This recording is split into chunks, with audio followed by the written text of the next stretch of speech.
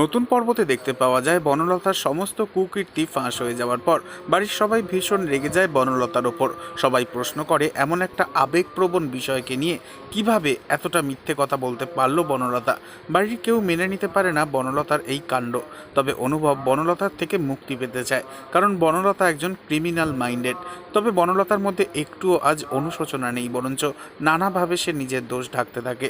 তখন অনুভব বলে, যত তাড়াতাড়ি সম্ভব তুমি আর তোমার মা এই বাড়ির থেকে বেরিয়ে যাও, কারণ আমরা সবাই জানি তোমার এই কাজে তোমার ছায়াসঙ্গী হিসেবে ছিল তোমার নিজের মা।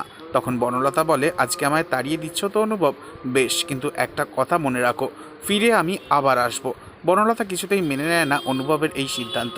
বনলতার অনুপস্থিতিতে নাকি আরও জমজমাট হয়ে উঠতে পারে লাজু আর অনুভবের প্রেম, এমনটাই সন্দেহ করছে বনলতা।